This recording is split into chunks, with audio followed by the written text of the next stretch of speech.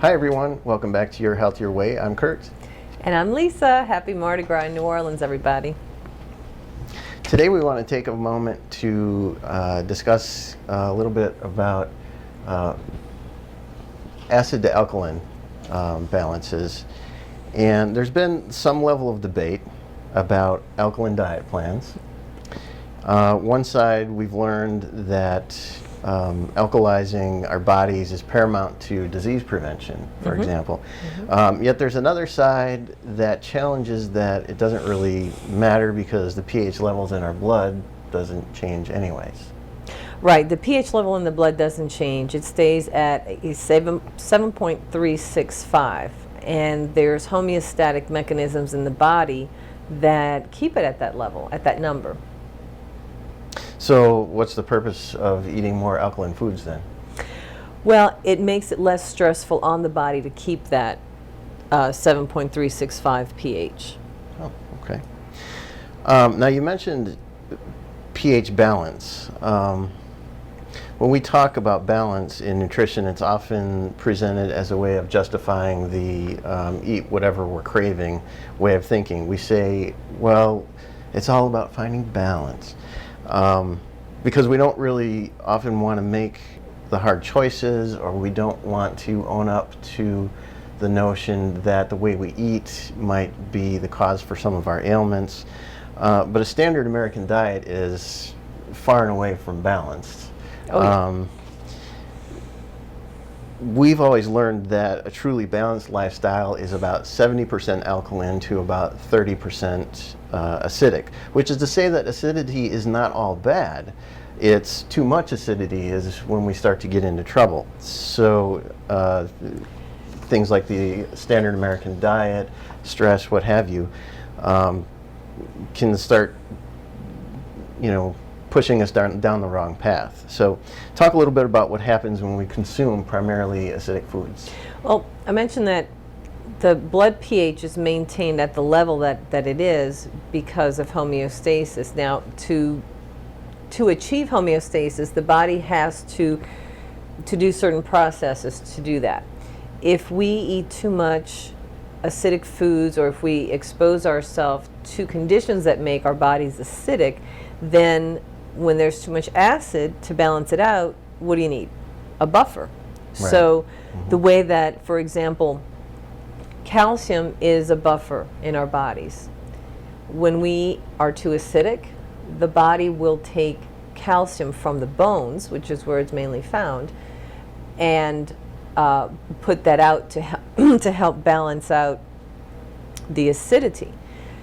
Well, then that creates other problems, because when you take calcium from the bones, that can cause osteoporosis down the line. So osteoporosis isn't caused by lack of drinking cow's milk, as has been thought or sold by the dairy industry for decades.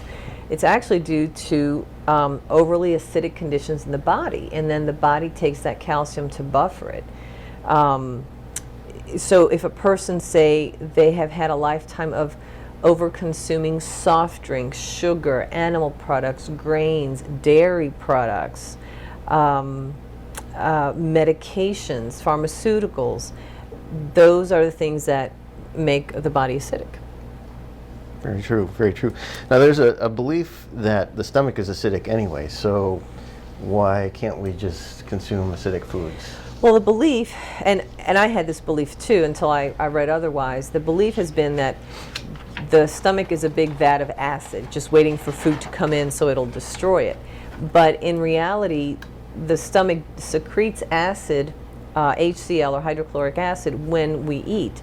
And it does that to help process foods to prepare it for the next stage of digestion.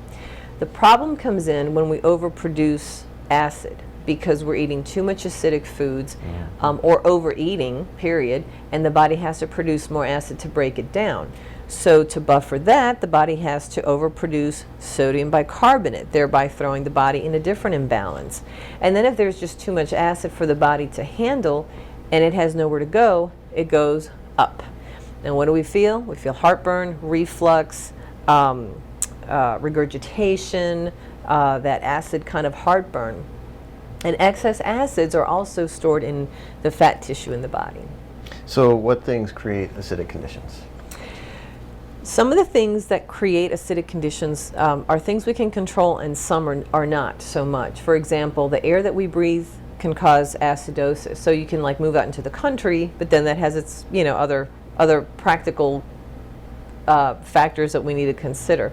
But the air we breathe, the water we drink, so make sure we have filtered water. Too much stress can cause, or long-term stress can cause acidosis. Lack of sleep, medications, over-the-counter medications, pharmaceuticals, the chemicals that we put on our bodies like perfumes, colognes, lotions, the detergents we use on our clothes that get absorbed by our skin, the fragrances we put in the air like the Febrezes and the Glade plugins and so on. Excessive exposure to the sun, and over-exercising. Sometimes you'll see older people, maybe they've had a lifetime of running marathons and they're out in the sun and the conditions all day, and they start looking leathery. Smoking also produces acidic conditions. Too much exercise creates acidic conditions. So we have like lactic acid building up in the body when we exercise. Right. But then it's important to alkalize, so to help buffer that. And that's, of course, not to say that we don't advocate for exercise. Both Lisa and I enjoy exercise, and it's something that I think helps lower stress, and stress is acidic, you mentioned. Absolutely, yeah. But too much exercise can sort of undo the proper balance in your body. Yeah, kind of defeats the whole purpose of exercise. Right, right. So those are conditions that can create acidosis. So what exactly is acidosis? What happens with acidosis? Well, acidosis is when we have overly acidic conditions in the body. Too much acidosis causes inflammation. Now, if we look at many of the diagnoses in Western medicine, a lot of them end in itis. Itis means inflammation. So, you can look at a list of them where you have the common ones like bronchitis, sinusitis, rhinitis, tonsillitis. Some maybe you haven't heard of very much. Could be cystitis, that's inflammation of the bladder. Prostatitis, inflammation of the prostate. And a whole host of other, and the common orthopedic ones, arthritis, bursitis, tendonitis, things we attribute to old age that you really have to look at it and go, well, not everybody that's old age has these ailments. So you have to look at what else is out there that we're doing that we are in control of to help prevent, reduce, or heal from these ailments. And I think, I don't remember if you mentioned, but acidosis really boils down to inflammation, correct? Right. And even the pain you feel in your muscles. Yes. That's inflammation, right? That's inflammation of the muscles, which is overproduction of acidosis, or overproduction of acids in your system. Now, sometimes you have aches because you have an accident. Let's say you fall, you trip, you have a car accident, you pull a muscle. That is also inflammation, but it can be alleviated a lot through the diet. So you can worsen it, or you can help to heal it. And the alkaline foods help to reduce that, even if it's the injury from an accident and inflammation from that, like a lot of neck injuries, or just from finishing weight training or running, and your muscles feel that pain, that good pain, that burn. It can also be reduced through the alkaline foods. Okay. Now, any number of sources have published their own versions of acid alkaline food charts. Many. But they're not all the same. So why is there a discrepancy in that? From what I've learned, and I've read Ross Bridgeford's book. It's very good and very interesting. He mentions that most acid alkaline charts are created through testing foods through a method called potential renal acid load, PRAL. The way that's done is it takes a food and it burns it at very high temperatures, and then the ash content is read, and it's determined how acid or alkaline it is. But what happens is the biggest contributor to acid is the sugar content of food. And when you use the PRAL method, it burns off the sugar. So you really can't tell in reality how acid or alkaline it is. That's why you'll have a food chart that says, you know, say bananas are alkaline when in fact they're more acidic because they have such a high sugar content. So I'm going by his book that I read, and the foods that I've been eating lately are more according to his research. Okay. And also there's he also recommends doing live blood cell analysis as a more accurate way of predicting the acid alkaline pH of food. So bottom line, what we're looking at is the more alkaline foods we eat, the more we can counter the acidosis or acidic conditions that can occur in the body that do come from food but also come from other sources. Right. So the more alkalizing we can do with our dietary plan, and there's other things that we can do to alkalize our system. Good night's sleep is alkalizing to your body. Meditation, activities like yoga or stretching, things like that. Having fun, dancing. Having fun. Those are also alkalizing to the body. It's about finding the right balance. And again, when we say balance, don't mistake that for making an excuse to just go out and eat the things that we crave and drink and smoke and all that kind of stuff.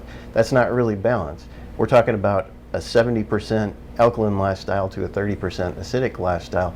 That's real balance. Now, nobody's going to achieve exactly that, right? It's a matter of finding something that gets you in about that range, and I think you're going to start to find that you can enjoy life a little bit more with real balance than not doing so.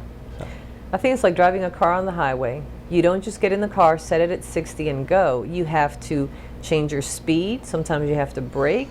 Sometimes you have to turn the wheel different directions. So it's a matter of just, I think planning your week's meal, including the majority alkaline foods. Have your acid foods. Save it for those that you really enjoy, like the ones you crave, or the sweets if that's your thing. But then balance it out with more alkaline foods. Mm-hmm. I don't know if you wanted to talk about the raw plant-based. Yeah. Tell us a little bit about where we can find alkalinity in our diet plans. Exactly. And how that can get us there. So in the conditions that I described above, it's like robbing Peter to pay Paul. We eat all this acid-producing foods, and then our bodies have to take alkalinity from our system to buffer it. In order to avoid that, like I think from the research we've done over the last couple of years and the experiences we've had ourselves, that the ideal diet for healing the body is raw plant-based foods. Fruits, vegetables, soaked in sprouted seeds and nuts, right. Period. But as we found out, not always that easy. It ain't easy. So the next step I would say is an alkaline diet, because it includes a high amount of raw vegetables. It includes some fruit, though not as much as a raw food diet. But it also includes warming foods and comforting type foods like quinoa, starches like potatoes, beans, and things like that. So it's, and we've talked about the acidifying nature of some foods, the ones that produce digestive issues. So, I mean, there's going to be something with each food, and every diet has something different. But I like the idea of the high alkaline foods because it includes a lot of fresh fruits and vegetables like I think we were intended to eat in nature. Okay, that's great. We went on a little bit longer than we hoped to today, but this is a really important topic to us. We truly believe that finding the right alkalizing and acidic balance in your life really can help us feel healthier and happier. And we have found in our own lives that healthiness and happiness do go hand in hand. So thanks for watching, and we'll see you again next time. Happy Mardi Gras! All right, nobody's going to see your damn hangnail. Go. I will. We're leaned hard. Yeah. Oh man, y'all. Look like a crack addict.